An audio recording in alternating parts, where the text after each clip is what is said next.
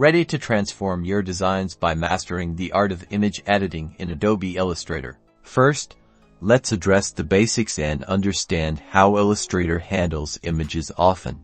You'll encounter images that are either embedded directly into your file or linked to an external source. You can tell if an image is embedded if it shows up directly in the document. If it's linked, it's pulling from another file, and changing the original will update it in Illustrator. To know if your image is linked, look to the Links panel.